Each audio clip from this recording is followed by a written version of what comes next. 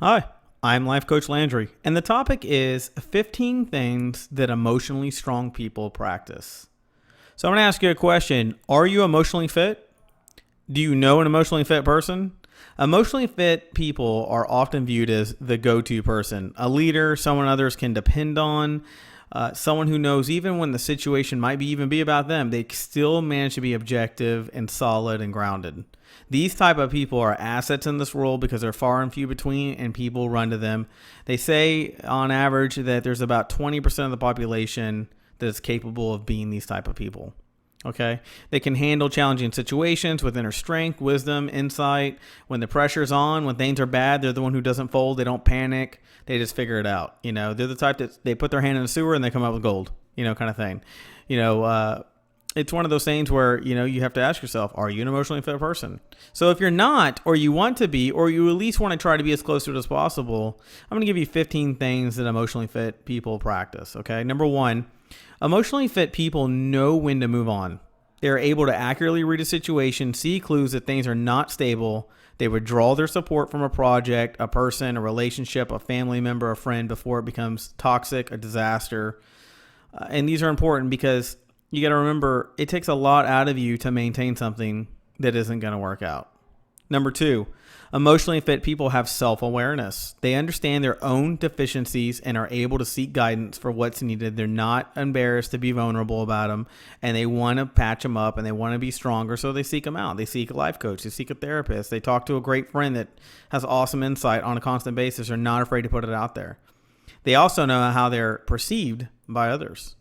Number three, emotionally fit people can see the big picture. You may have a friend that, let's say they're young and they move out to the suburbs and you're kind of like, man, you're single and you live out in the suburbs. It's because they're planning.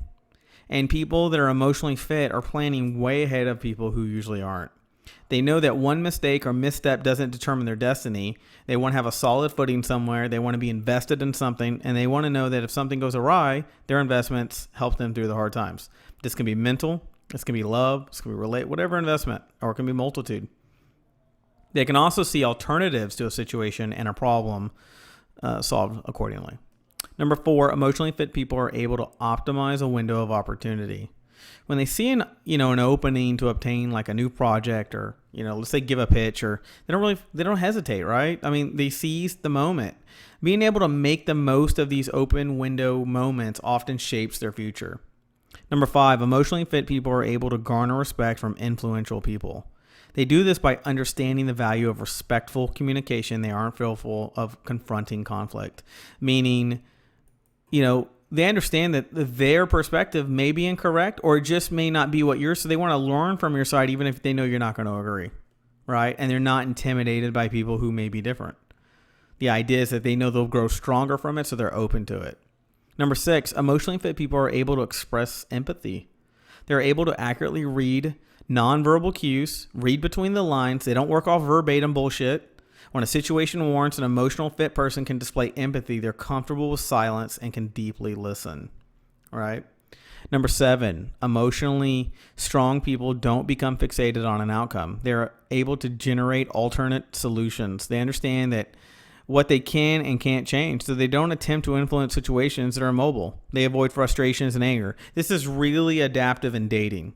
For example, when I'm dating, if there are things I can't control about a person, I'm not going to call you and I'm not going to chase you and I'm not going to try to encourage you one way or the other. I'm going to let you be an adult, let you make a decision on your own, and let you come to a conclusion on your own so that when we talk, you're ready and you know where you stand.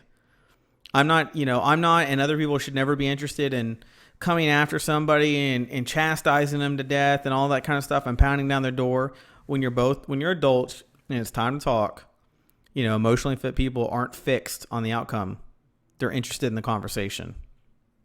Number eight, emotionally fit people understand the value in person engagement. Certainly it is easier to email or send a text, but emotional, strong people realize that having a face-to-face conversation is meaningful. And that can equal the phone as well. I mean, a voice tone is important, but at some point, a human connection is accurate to a situation. So think about that. Number nine, emotionally fit people create healthy boundaries. They understand that situations where they're vulnerable and work to put appropriate boundaries in place to protect themselves, but not out of insecurity or I can't let someone get close to me because I'm nervous or I don't understand. No, they do it because they say until appropriate conversations have happened, this is the structure in which we will operate. And if you can't handle that, you have to move on from being somebody in my circle.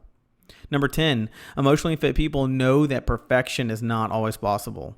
While perfection is a prized kind of, emotional, thing that people like to really strive for, perfection is really the eye of the beholder, right? So it's not feasible. They know that, but in these situations, they can accept less as long as they understand that the effort and the commitment's there. Number 11, emotionally fit people take responsibility for their actions. They don't attempt to minimize, deny, or rationalize their behavior. Big fucking number 11 there, right? They don't rationalize their behavior. People who rationalize their behavior have self-esteem issues. Remember that. Emotionally fit people can openly admit when they made a mistake and exercise bad judgment, and they're totally fine with being accountable to it. You can't hang it over their head every day, but if something that pops up in your head and you need to talk about it, they're there and they're okay with the fact that they messed up and did something. Now, maybe you used to be an insecure person and now you're stronger. I mean, things can change. But either way, you just think about these things, because number 12 is emotionally fit people work very long hours and don't seek magic solutions, which ties into what I was just talking about. The emotionally fit person knows that solutions aren't going to just appear out of thin air, right? They know that they can't rationalize situations that don't have magic solutions, and they need to work hard to obtain certain outcomes. Number 13, emotionally fit people let things go and they don't practice self-pity. People who call you and they're looking for compliments, and they'll call you and they'll talk about things like, oh, you didn't think, did you think I was pretty, or you didn't like that, or they'll say something like that. Get rid of that kind of bullshit. You know what? If someone likes you and they call you, they should just say, hey, you know what? I love spending time with you. I'd love to get together soon. What do you say? That's what emotionally strong people do. They're not fishing. They're not saying things and waiting to hear your feedback about them. No, they're going to come after you because they desire you and they're hungry and they're interested in it, and they're not scared because they're emotionally strong. They're not scared to put themselves out there. Vulnerability is not something they're embarrassed by. So when something goes wrong, they don't throw themselves a fucking pity party. Right? In order to avoid another problem, they analyze the situation and determine what needs to be changed, and they're scalable. Number 14, emotionally fit people are able to engage in multiple kind of circles. This literally means all their eggs are not in one basket. To an outsider, this approach may look disorganized or spread too thin, or they're not committing to one thing and being focused. But the emotional fit person enjoys being involved in several things at a time. Several friends, several family members. The idea is they obtain from one project they often use for another one, okay? Number 15, emotionally fit people learn from others, okay? The emotionally fit person seeks advice, is willing to ask bold questions, and they're eager to gain a new perspective, and they value constructive feedback, okay? So if you're dating right now and you meet somebody and they're going through something hard and you give them advice and they give you responses like, I'm already beating myself up about this. I really don't need to hear that. Or, you know what? I've had a hard day.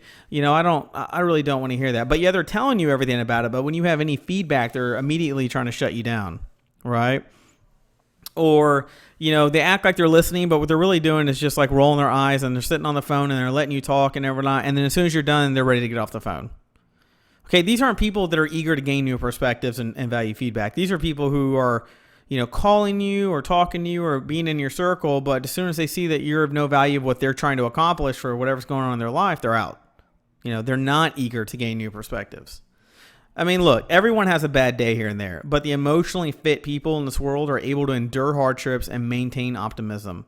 Emotional fitness is something that can be integrated into one's daily life. Anybody can fucking do this, okay? So even incorporating one of these elements can shift your entire perspective.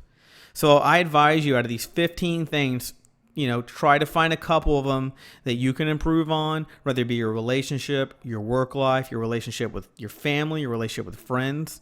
Quit being scared.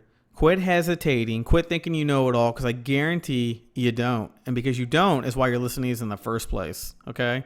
So get out there, think about your life, think about your perspectives on things. Maybe you're doing great in 10 of these areas, but 5 of them, you're like, you know what? I can improve on that. One of those, I can improve on that.